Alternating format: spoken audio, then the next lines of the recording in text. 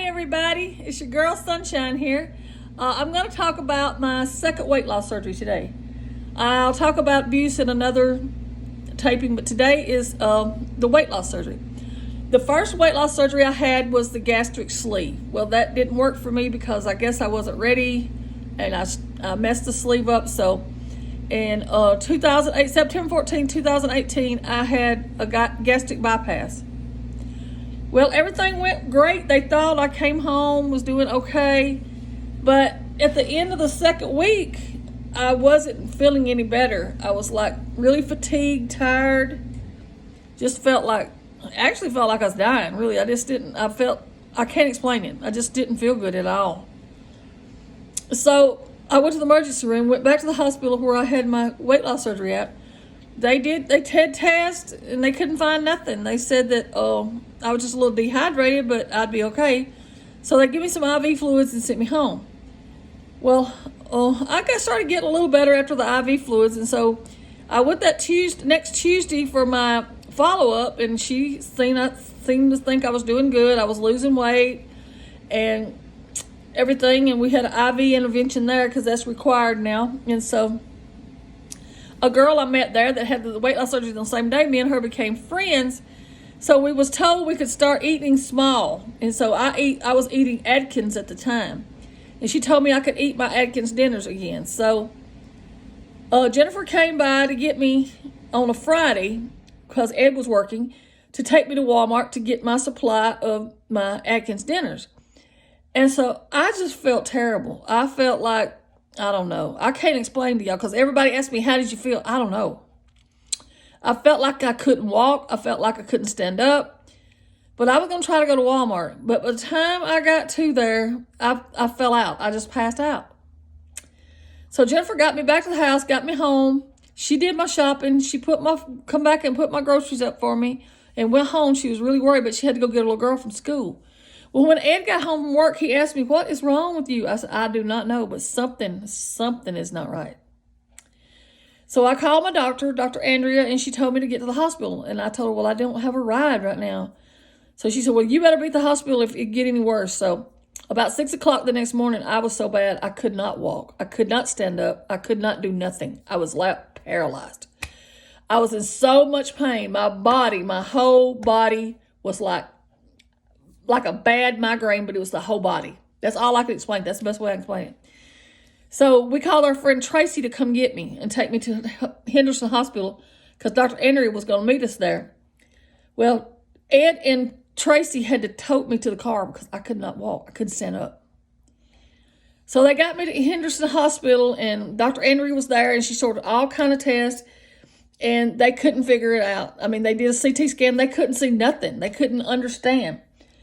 Well, while they was waiting on the blood work to come back, I helped tell him this is not good, y'all. So if y'all sensitive, you might better need to leave right now.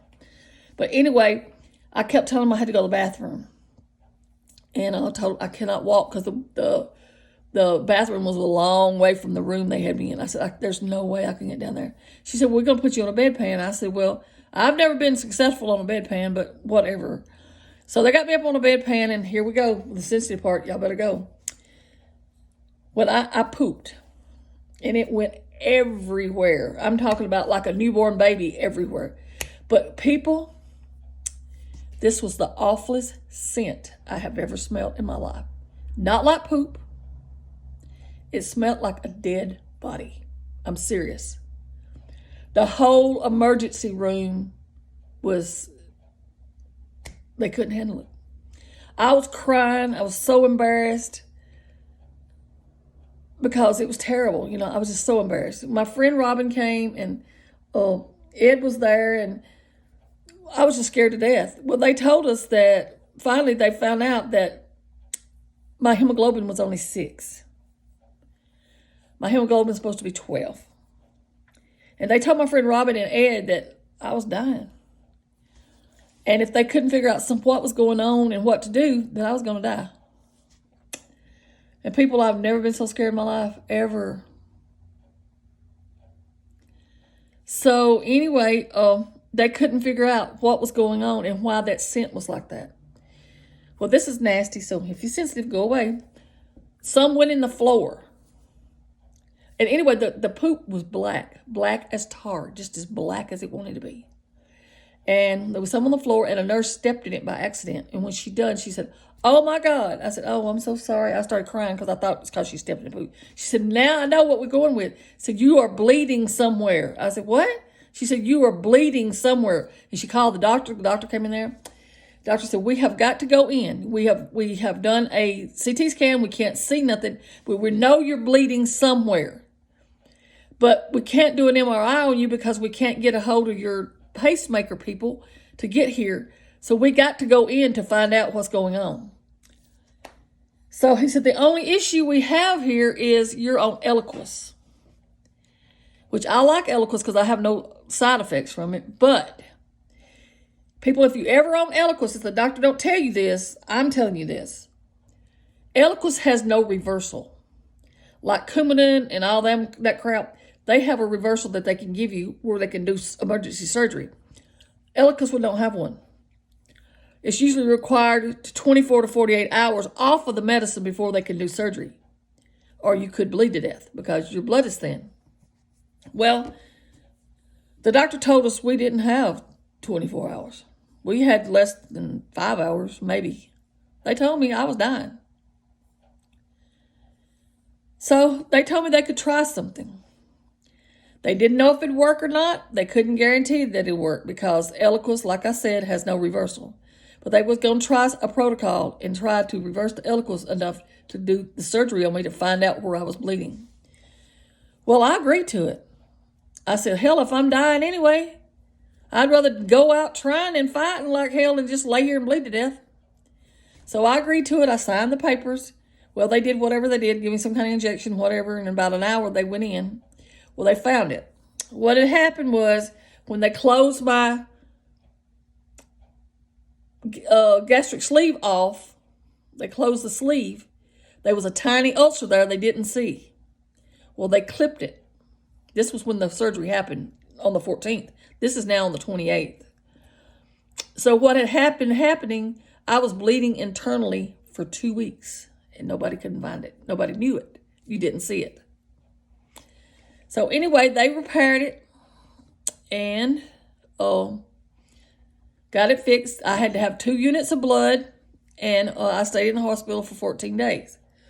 Well, they took me off my Eliquis for a month because they didn't want me to accidentally something start bleeding again.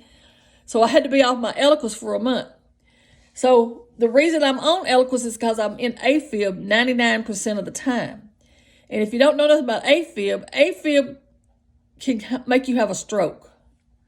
So that's why I got the pacemaker, because the pacemaker is controlling my heart.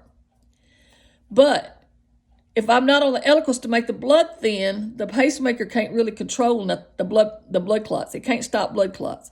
So they was afraid I was going to have blood clotting and go to my brain and I could die or be paralyzed or whatever. So I was required to stay in bed for 30 days. 30 days after the 14th. I'm already in the hospital for 14 more days. After I get out, I got to be bedridden for 30 more days. Well, see, I just had weight loss surgery again. Now here we are, no exercise, nothing. I got to take care of my health. So I'm in the bed for 14 days, a total of 44 days. So I lost all mass in my legs. What do you call it? Anyway, my legs wouldn't hold my body up anymore. So I had to relearn how to walk with a walker.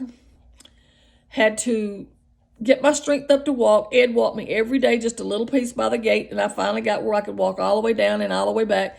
Then I got where I could not use my walker. So then I started on my weight loss journey, and I lost a lot of weight. I did. I was so proud of myself. I looked so good. I was so happy. I got down to 152 pounds. I was happy. Yay, yay, yay. So then I stopped losing. At 152, I just stopped losing. And my goal weight was 145.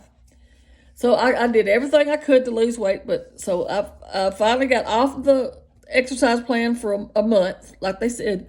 And then I started back. So I started slowly losing weight again. I got down to 148. I'm telling you, people, I was in heaven because I've never been that small since years and years and years, 20 or 30 years ago. I was so happy. So then in December the 10th of 2019, I had to have back surgery. And I'm telling you, people, if you never had back surgery, you don't know. It wasn't that nice.